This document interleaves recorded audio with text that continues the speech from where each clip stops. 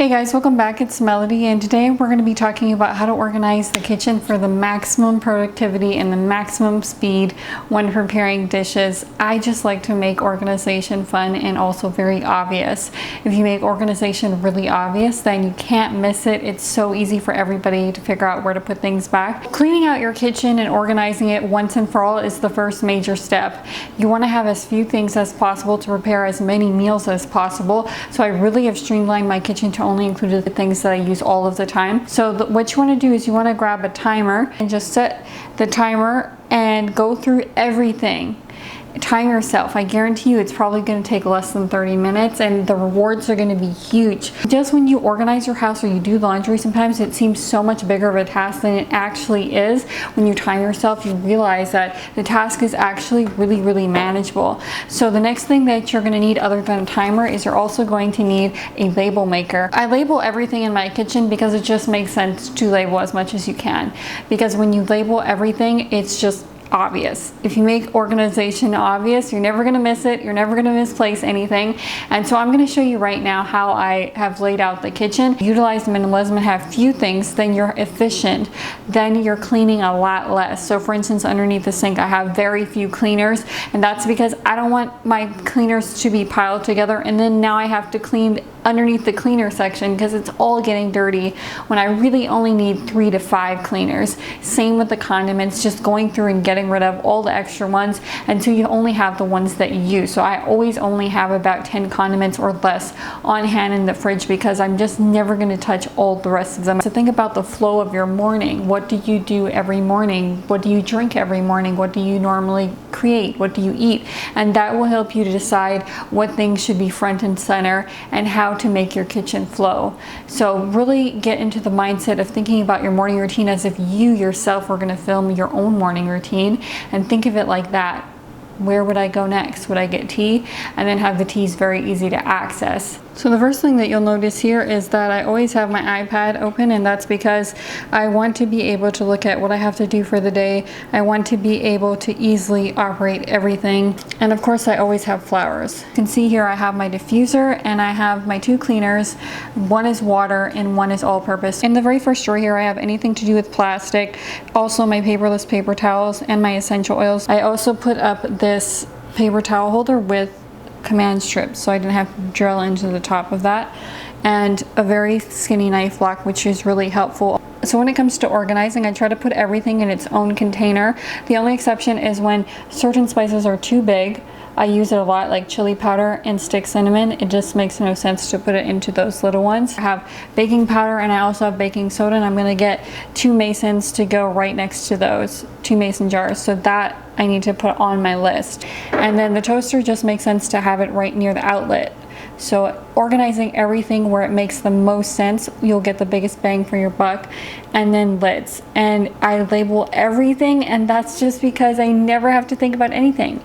I just come in here and it's so obvious. Obvious organization is organization that works. So this is one of my favorite sections because it's all of my liquids. So it's a little bit hard to see, but it has a liquid symbol here. Including my teapot back there, including my wine glasses, my champagne glass, and including the measuring cup.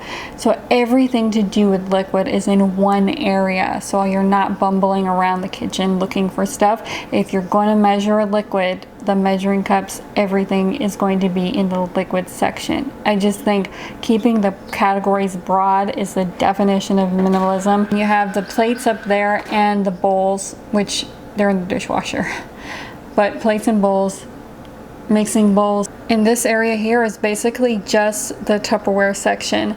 So for storage, I have every single Tupperware lid in one area. Easy for me to see so that I can grab any of my lids without any struggling whatsoever. It's not falling all over each other. And then of course all of the storage. There's also going to be one more liquid row because I just like my liquids. I like being fancy with liquids. Minimalism is whatever you use all the time. If you make use of it, it has a place in your house. That I love to use all the time, even just for water. It basically makes ice cubes perfectly clear with no bubbles, no cloudiness, which if you've been watching my channel, you know my affinity for clears. In fact, if you go on my Instagram, you can see one of those clear balls. I make a coffee smoothie often, so there you have it, right over my blender. And my blender and my juicer I keep out because I use them all the time. And that encourages me to have a healthy lifestyle, because the more that I use both of these, the happier I am.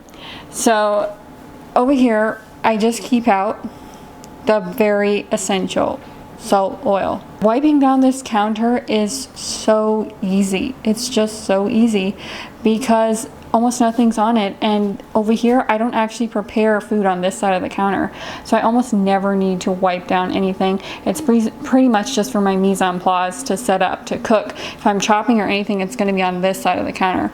So it's very easy to have that kind of a system. And then here on my shopping list, I need to write down mason jars. And I love having this virtual shopping list right here. I also use it as a to-do sometimes, so I'll keep it in bed with me because it's just so lightweight I can bounce it around. And then I have my vision board, which honestly, these are all about to get wiped out. I'm going to go ahead and just remove it off the wall and put up my favorite animals, because there's about 9. It helps you to stay organized, to have a center. And you can even have a chore chart or something like that if you absolutely need to keep on track. But like I said, I just have my iPad and that keeps me on track. I just make everything into a timer challenge and boom, everything's done all the time. I have a cheat sheet. If you have staples you make all the time, you definitely want to utilize that trick. Just keep it on the side of your counter, sneak a peek, and you're already there. In this section over here, I have all of my OXO POPs and my extra container for juicing, mandarin oranges, olives on hand, and if I'm making spaghetti, anything like that, all the condiments are there labeled with a dot, because the dot signifies it's for a main meal. So I have things color coded, which is just an extra if you want to make things extra easy. But honestly, just having labels will change the game forever.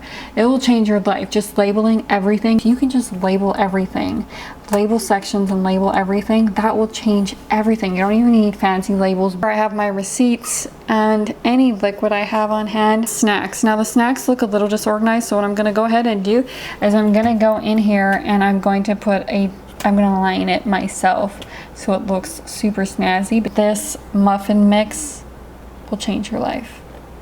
Gluten-free muffin mix by King Arthur. Oh my goodness. For blueberry muffins, which I'm trying to just juice, so that's hiding away. That's hiding away because I'm bulking up. When it comes to utensils, I really have everything, and I really do mean everything, and that just goes to show how few things you actually need to cook nearly every dish. Just with these few things, you need nothing else. Oh my gosh, look at how few utensils that is. But this will get the job done for everything. What I'm trying to say about this is that you can get away with so few things than you think. Just taking a little bit of stock of what you have will really change everything. Everything to do with utensils, and also my can opener and my whisk. But these are both very sparse sections, and that's the entirety of my kitchenware. One of the last areas of the kitchen are the boards. I also keep my mixer down here because I'm trying to make more smoothies and juicing, putting aside the baking of muffins for a while. I'm looking for a wooden cutting board to replace that plastic one, but this is the gist of the board section. As you can see, the pots and pans label is down there, and this section has the barest of the bare. Just one pot for pasta and stuff like that, one little pot saucepan for sauces or rice, 2 pans. You don't even need 2 pans. You can easily get by with one, but I just like having 2. And then a strainer for your almond milk. This section I'm really proud of. It's basically my baking, all of my bakeware. And I can bake anything I can think of other than pot pies. I don't have ramekins. And yet look at how thin it is. Over here we have the brownie tin that allows you to have every edge to be nice and crispy because of the way it's designed. So I absolutely love that because it's like a muffin tin in brownie form. Okay, you can make molten cakes and stuff like that. My mitt, my makeup mitt, which I also use to take things out of the oven, and my cake, my waffle maker, and also it's a mini one, unprocess your food. It's a very small one. And also my dip maker, salsa everything, all my dips, all my sauces, easy to make in there. So everything is floating, all the dishwasher pots, all of the brushes floating, and I have my vinegar and baking soda with a little scoop always ready to go so I can dump it and keep the sink area sparkling at all times. When it comes to the fridge, I don't label anything. I just keep everything crystal clear as much as possible. The only exception being the lettuce that I have on hand. Any greens I have on hand I keep in my Redrum mixing bowls because I absolutely love them. But I'm going to be juicing those apples and my beet in just a second. So I like to keep especially the dips and things like that, the condiments, as bare as possible, so everything's very easy to see and I can go through everything in a reasonable amount of time. Honestly, this is the perfect amount. And that is the gist of keeping everything organized and free-flowing, and usually I'll have some taco meat, Beyond Burger, right here as well. The freezer is similarly laid out. It's very straightforward. I always have the things I use all the time, so spinach and kale I use more than anything else early in the morning, so I'll keep that really easy to access with enough bare space. So I really like to have bare space in the fridge and the freezer and in the cupboards, because that signifies to me that I have what I need and I have what I use and not a bunch of excess. So I love seeing free space.